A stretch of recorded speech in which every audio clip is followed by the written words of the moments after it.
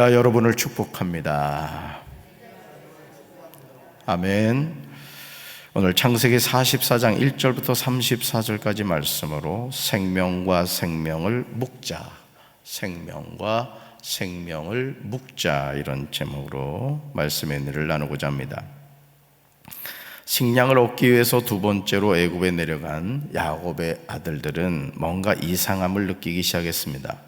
애굽의 총리가 자신들 아버지의 안부를 묻질 않나, 자신들을 나이에 따라 앉히지를 않나, 또 막내 동생 베냐민에게 다른 형제보다 5배나 음식을 더 주어서 먹고 마시게 합니다.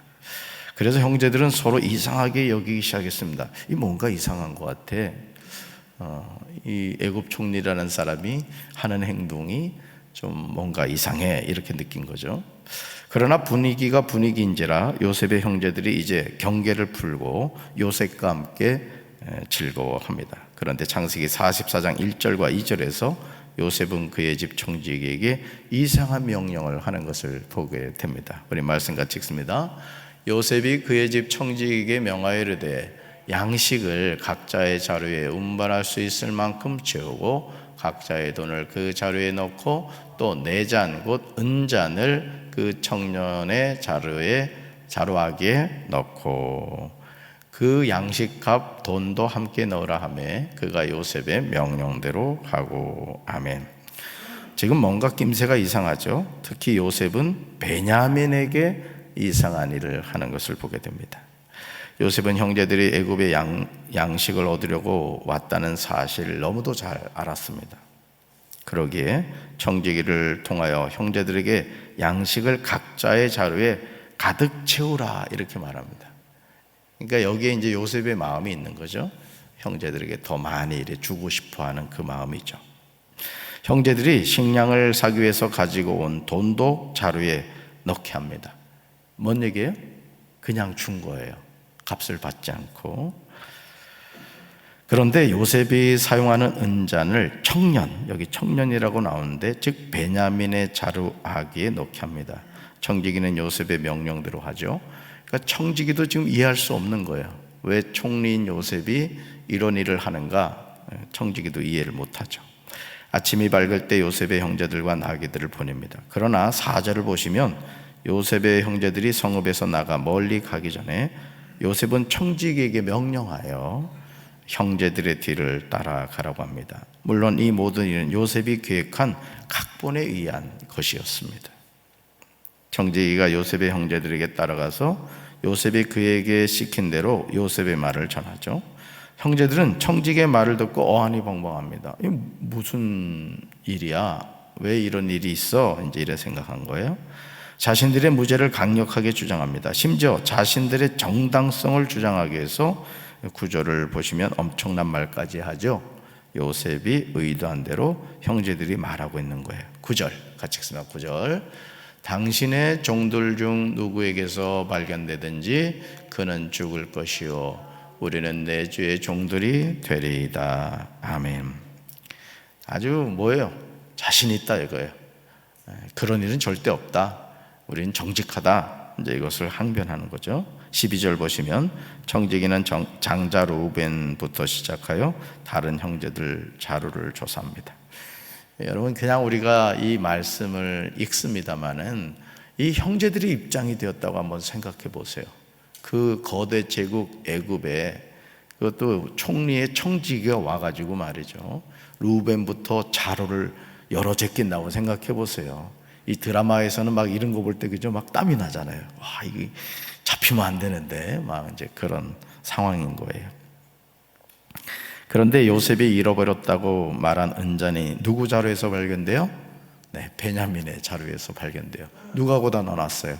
요셉이 청지기를 시켜 넣어놨기 때문이죠. 자, 그러자 나머지 형들은 자신들의 옷을 찢고 각기 짐을 나귀에 싣고 요셉이 있는 성으로 돌아옵니다. 사랑하는 성도 여러분, 남의 눈에 눈물을 흘리게 하면 내 눈에 피를 흘리게 된다, 이런 말이 있죠. 우리는 누군가의 마음을 아프게 하거나 누군가를 고통스럽게 하는 일이 없도록 해야 할 것입니다. 우리가 예수 믿는 사람으로서 사실 삶의 본을 보여하는 것 가운데 하나가 뭐냐면 뿌린 대로 거두기 때문에 그래요. 물론 당장은 손해를 보고 억울한 일을 당하는 것 같지만은 하나님은 우리의 모든 삶을 살펴보고 계신 줄로 믿습니다.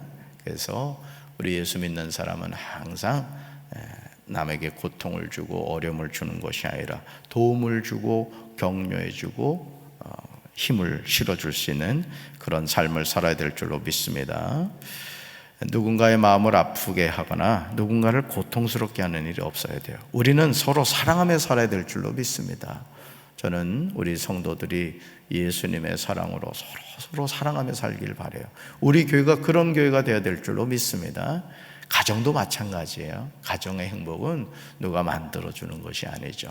우리가 서로 사랑하고 아껴주는 그런 삶을 살아야 돼요. 나보다 남을 낮게 여기고 서로를 격려하고 세워주며 그리스도인의 공동체를 세워가야 합니다. 유다는 도저히 있어서는 안 되는 일이 일어나는 상황에서 14절부터 34절까지 막내 동생 베냐민을 위하여 자기 자신이 인질이 되겠다고 요셉에게 청합니다. 잘 보세요. 우리가 어제 말씀을 살펴본 내용을 보면 아버지 야곱이 안 된다, 나 베냐민 보낼 수 없다 라고 했을 때 누가 아버지를 설득했어요? 유다가 설득했어요. 자, 지금 형제들이 위기에 처했습니다.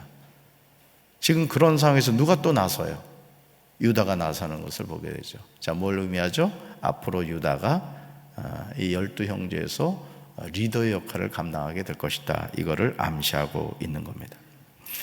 어떻게 보면 요셉과 유다의 긴 대화에서 요셉과 형들 사이에서 해묵은 감정이 풀어지고 있는 것을 보게 되죠. 14절 보시면 요셉의 꿈이 반복해서 이루어지고 있는 것을 보게 됩니다. 14절 같이 읽습니다.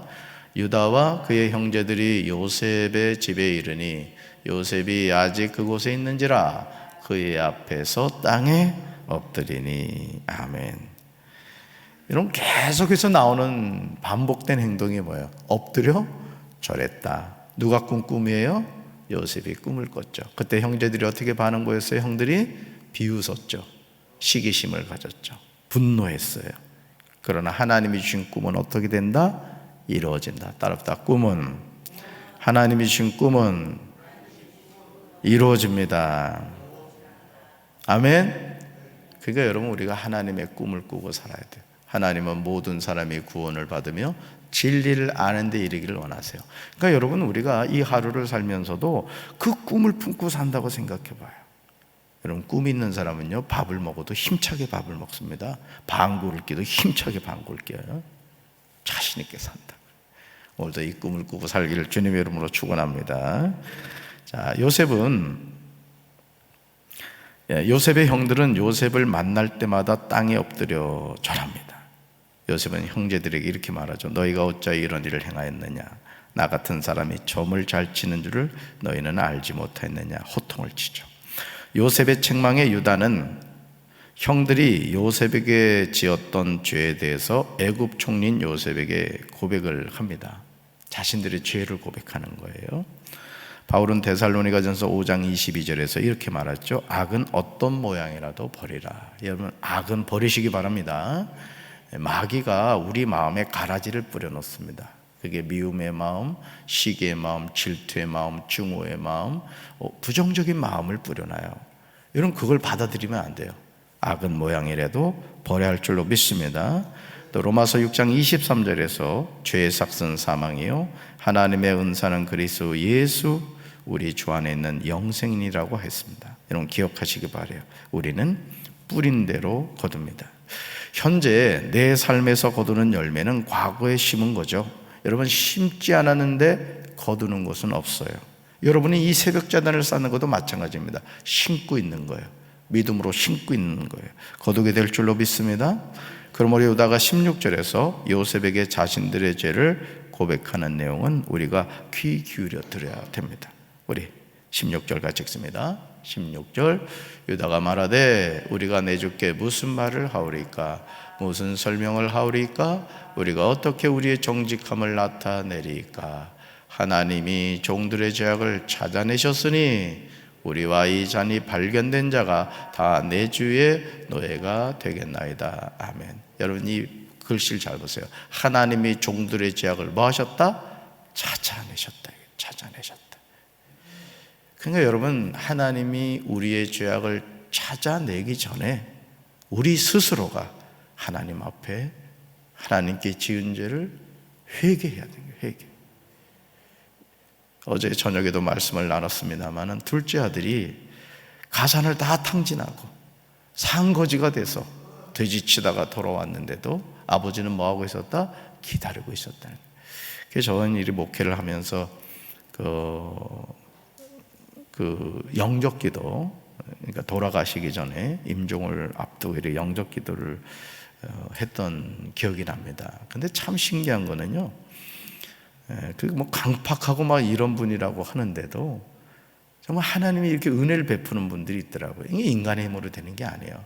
그러니까 여러분들이 어떤 상황에 처했을 때 마귀는 우리에게 불신앙적인 생각을 넣어줍니다. 야, 너 그렇게 해봐야 소용없어. 끝났어. 이렇게 마귀는 우리에게 자꾸 부정적인 생각을 심어줍니다. 그러나 하나님은요, 끝난 게 아니에요. 얼마 전에 그 일본하고 우리나라가 그 월드 베이스볼인가? 제가 그 영상을 어떻게 이제 보게 됐어요. 우리나라가 9회까지 3대0으로인가 졌습니다. 3대0으로. 와, 그런데 갑자기 그냥 막 이렇게 저렇게 하더니 말로가 됐어요. 무사말로. 그 막 밀어내면서 막 점수를 따기 시작했는데 나중에 우리가 역전을 하더라고요. 역전을. 이럴 땐 아멘을 해야지. 이겼다는데. 그러니까 뭐예요? 야구는 그 말 있잖아요. 9회 말 투아웃 상황이 저기라고 그러잖아요. 그러니까 언제든지 뭐 할 수 있다? 역전이 될 수 있다는 거예요. 그러니까 끝난 게 아니라는 거죠. 오늘 우리가 그 하나님을 향한 믿음을 가져야 될 줄로 믿습니다. 유다는 하나님이 자신들의 죄악을 찾아내셨다고 고백합니다. 이 죄악은 동생 요셉을 죽이려고 한 것과 은 20에 노예로 팔아먹은 것을 의미하죠. 요셉은 은잔이 발견된 베냐민만 종이 되고 나머지 사람들은 아버지가 있는 곳으로 올라가라 이렇게 얘기하죠. 그러자 유다는 그렇게 할 수 없는 이유를 20절과 22절에서 애굽 총리인 요셉에게 전하고 있습니다. 우리 20절과 22절 같이 읽습니다. 우리가 내 주께 아뢰되 우리에게 아버지가 있으니 노인이요 또 그가 노년에 얻은 아들 청년이 있으니 그의 형은 죽고 그의 어머니가 남긴 것은 그뿐이므로 그의 아버지가 그를 사랑하나이다 하였더니 우리가 내 주께 말씀드리기를 그 아이는 그의 아버지를 떠나지 못할지니 떠나면 그의 아버지가 죽겠나이다. 아멘. 이 베냐민의 형을 누가 죽였어요? 형들이 죽였죠. 슬쩍 넘어가고 있는 거예요, 여기서. 그러니까 이제 형들은 요셉이 죽었을 것이라고 지금 생각을 하는 거예요. 사실 여기서 정확하게 저희들이 동생을 시기해서 노예로 팔아먹었습니다. 이렇게 이제 고백을 해야 되는데 이제 죽었다 이렇게 표현하죠. 이 말을 누가 듣고 있어요? 요셉이 다 듣고 있는 상황인 거죠. 여기서 베냐민의 죽은 형은 요셉입니다. 그런데 야곱은 여전히 라헬에게서 낳은 베냐민을 다른 형들보다 더 사랑하는 것을 보게 됩니다. 심지어 만약 베냐민이 아버지 야곱을 떠나게 되면 아버지가 죽게 된다고 솔직하게 전하죠. 이것은 거짓말이 아닙니다. 27절, 28절, 29절에서 야곱은 요셉의 형들에게 자신의 심정을 솔직하게 전하죠. 야곱은 라헬을 표현할 때 이렇게 말해요. 내 아내가 내게 두 아들을 낳았으니 라고 표현하고 있습니다. 그만큼 라헬에 대한 특별한 사랑을 품고 있는 것을 보게 됩니다. 어떻게 보면 야곱에게는 라헬 한 사람만이 진정한 아내였을 것입니다. 외삼촌 라반에게 사실은 7년간 무료 봉사해서 얻은 아내가 누구예요? 사실 라헬이었습니다. 라헬 한 사람을 얻기 위해서 7년 동안 무보수로 외삼촌 라반의 집에서 일을 했어요. 그런데 그 일이 그냥 7년이 수일같이 지났다는 거예요. 그러니까 아들 낳았는데 여러분 여우 같은 며느리 딸이한테 그런다고 생각해봐요. 7년 동안 무보수로 사돈 집에 가서 그렇게 일한다고 생각해봐요. 뒤집어져요, 안 뒤집어져요? 그런데 외삼촌 라반이 요셉보다 야곱보다 한 수 위였잖아요. 그래서 누굴 갖다 집어넣어요? 레아를 집어넣는단 말이에요. 또 7년을 무료로 봉사해서 얻은 아내가 실제 누구예요? 라헬이었던 거예요. 그러니까 사실은 야곱의 마음에는 뭐 4명의 아내가 있습니다만은 진정으로 원했던 아내는 누구밖에 없다? 라헬밖에 없는 거예요. 그러니까 아들이 누구라고 말해요? 여기서 2아들을 낳았다. 내 아내가 2아들을 낳았다. 그게 누구예요? 요셉과 베냐민이었던 것이죠. 그만큼 라헬을 사랑했습니다.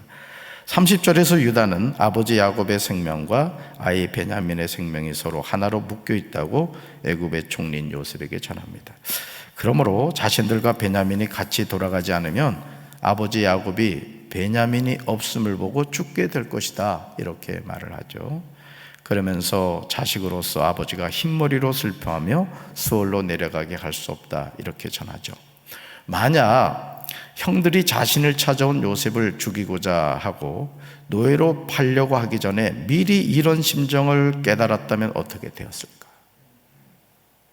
자신들이 하는 행동이 아버지 야곱에게 어떤 고통과 아픔이 된다는 것을 생각했다면 요셉에게 그렇게 행동하지 않았을 겁니다. 오늘도 우리가 마찬가지예요. 지금 내가 하는 말, 지금 내가 하는 행동이 나의 가족에게, 또 우리가 이 사랑의 공동체인 교회 안에서 누군가에게 어떤 아픔과 고통이 될 것이라는 것을 우리가 미리 안다면 그런 말이나 행동이나 표정을 짓지 않을 겁니다. 저는 우리 사랑하는 성도님, 저도 마찬가지, 담임 목사님 저를 비롯해서 우리 모든 성도들이 미리 이런 분별을 할 수 있는 성도들 되시기를 주님의 이름으로 축원합니다. 유다는 애굽의 총리인 요셉에게 이런 말을 한 후에 자신이 막내 동생 베냐민을 대신하여 요셉의 종이 되겠다, 이렇게 고백해요. 이 말을 하죠. 그 아이는 그의 형제들과 함께 올려 보내서서. 참 멋지지 않습니까? 사실은요, 형제들이 요셉을 죽이고자 했을 때 이 요셉을 팔아먹자고 한 것도 누구예요? 사실 야곱이었습니다. 루벤하고 야곱 2사람은 어쨌든 요셉을 살리고자 했어요. 근데 다른 형제들이 이제 막 분노하고 하니까는 결국 유다가 제시한 방법이 뭐예요? 그렇다면 팔자. 그래서 사실은 이제 요셉이 목숨을 건질 수가 있었던 것이죠. 유다의 고백은 정말 놀랍습니다. 그러므로 미움과 시기심으로 동생을 죽이고자 했던 형들의 마음이 변한 거예요. 이제 우리는 행동하기 전에 겸손히 엎드려 기도한 후에 생각해야 될 줄로 믿습니다. 따라합시다. 행동하기 전에 기도하자.